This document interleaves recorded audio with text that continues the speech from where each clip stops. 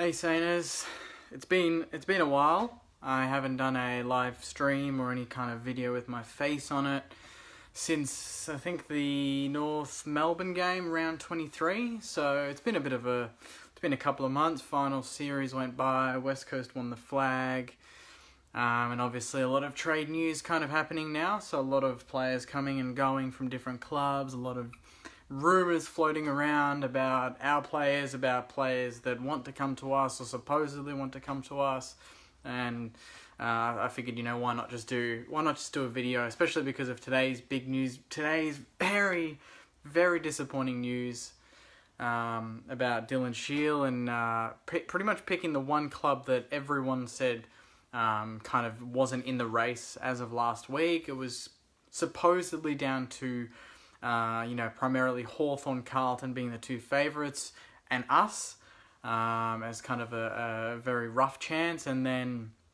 on top of that, Essendon, coming in at the last minute and kind of throwing a cat amongst the pigeons and getting, the best midfielder available in the trade period right now. And it's kind of, that one player that I really wanted. I really wanted him as a Saint.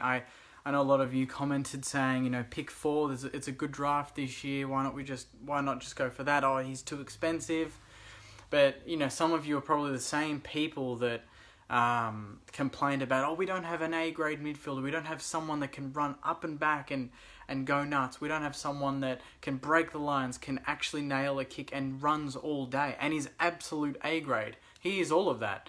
I get, pick 4, we'll probably get Lukosius, I think, or Rankin, that sort of type of player in the draft, but they're not ready-made guns, and that's something that, haven't we all said, that's exactly what we were going for. We were going for a ready-made gun this year. Even last year they promised that we were going to go for some big names, and so far that promise hasn't happened. It hasn't come to fruition. We haven't been able to get a big deal done since probably that Carlisle deal, and even Jack Steele was a good get, but the Shields, the Buddy Franklin deals, those don't really happen very often.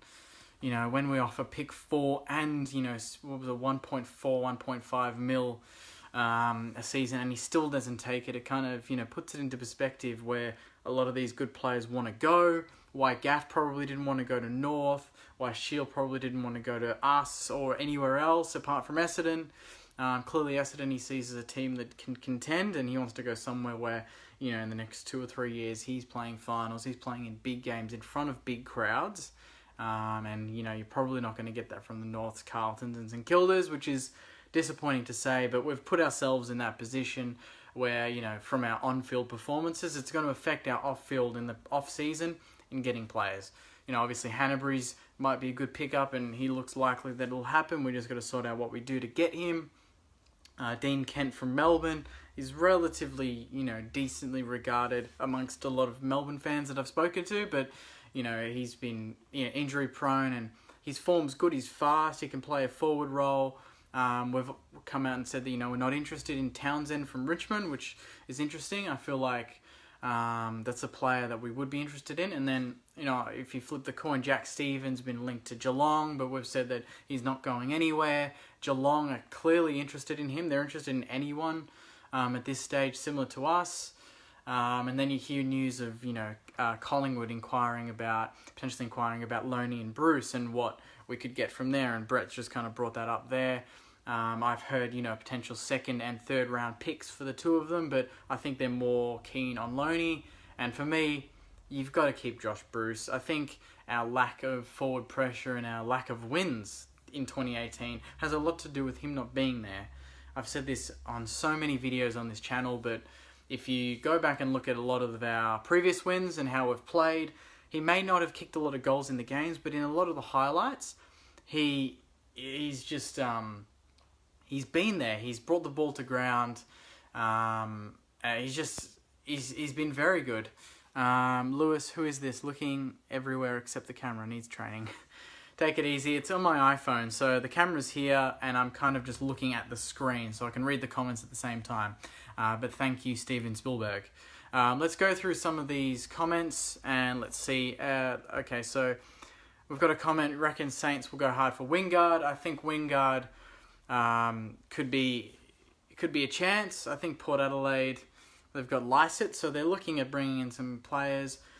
Whether they want to get rid of a gun like Wingard, I don't know if he actually wants to go or they want to get rid of him for a pick, but we'll see how we go there. I think Tom Scully could be an interesting one. Obviously, they want to release the salary cap, and they have a lot of high-paid players at GWS. So, obviously Dylan Shiel's going to be off the books now, but Tom Scully could be another one. I heard Tom Scully was only really looking to leave if Dylan Shiel was staying, but obviously now Dylan Shiel's gone, so I feel like maybe that balances the books and he might be able to stay, but I'd inquire. We've obviously got Josh Kelly being a free agent at the end of next year, so whether we just go all out for him next season, I'm not sure.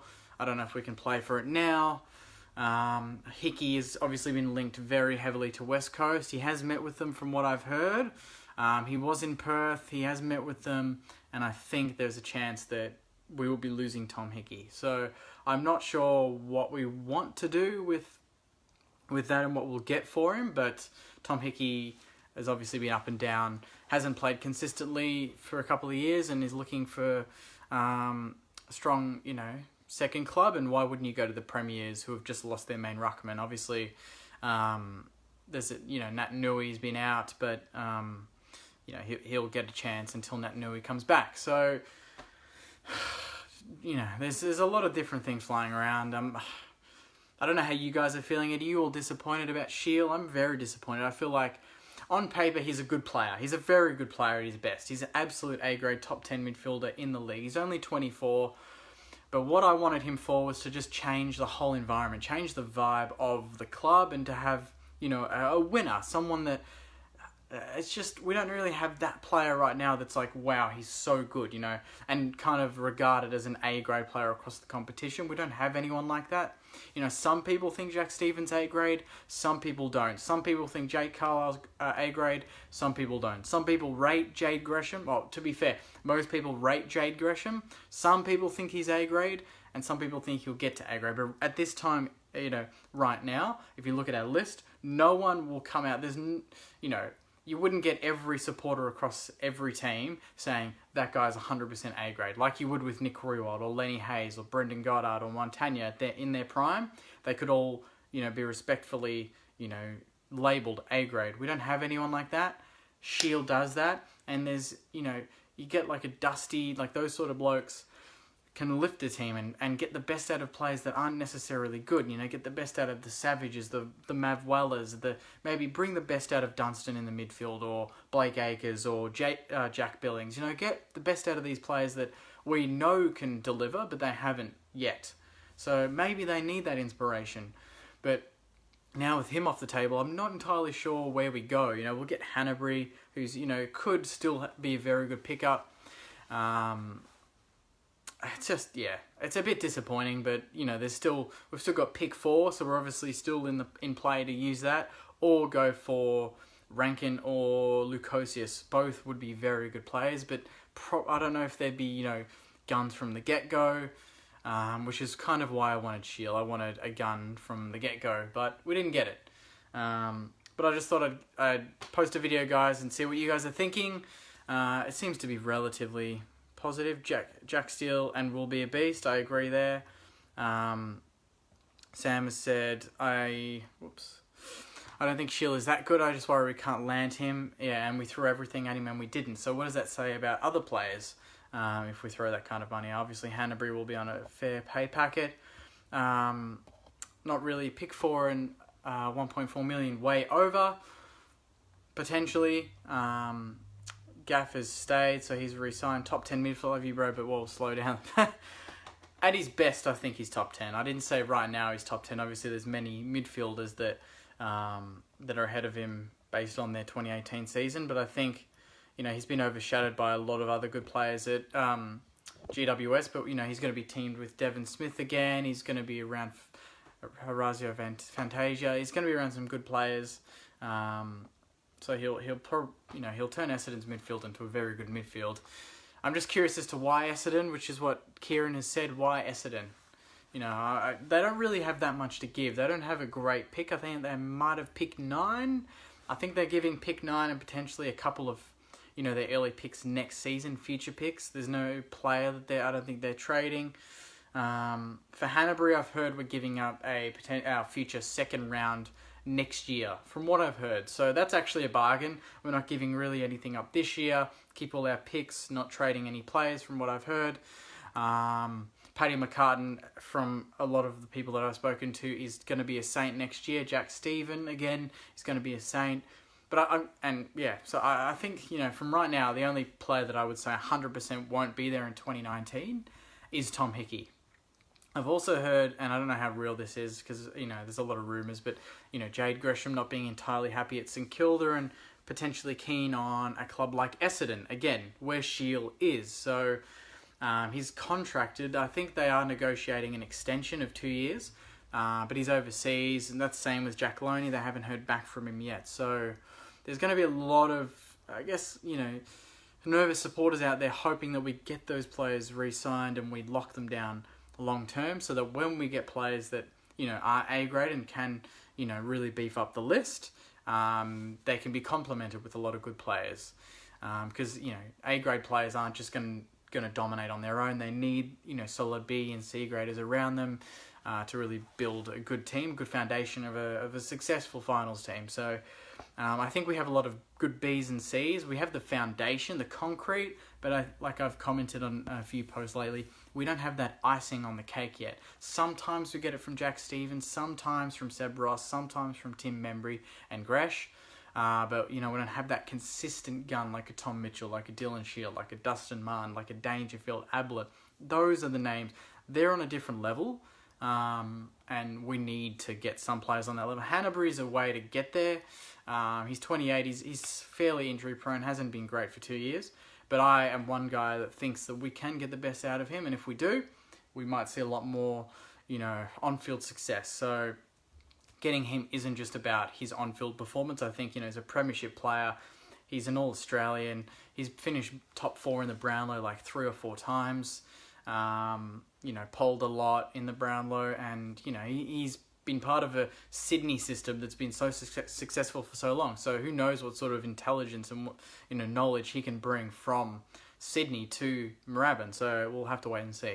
I'll leave it there, guys. Keep commenting and I'll respond to them. If you have any questions on any of the potential rumours on Josh Bruce or Jack Loney, whether Blake Acres might want to go back to Perth, the plan with Tom Hickey, if we're going to get another ruckman, if Mumford could be one. I know he's coming out of retirement and he wants to, whether he wants to go back to GWS, who may lose Rory Lobb to Fremantle, you never know. So there's a lot of, you know, other deals that happen that could actually force our hand, like if Rory Lobb goes to Fremantle, you know, then Fremantle, GWS are going to be looking for Mumford, and if he doesn't, maybe Mumford will be looking for a different club because they've already got ruck stock. So there's a lot of different, you know, kind of rumours flying around, but I'll do my best to try and only report on the ones that I really am sure of. I've got a few sources that know people within the club and know, you know, parents and friends of players, and so I kind of tap into that as much as I can, and then I obviously report on it. So I'm not going to,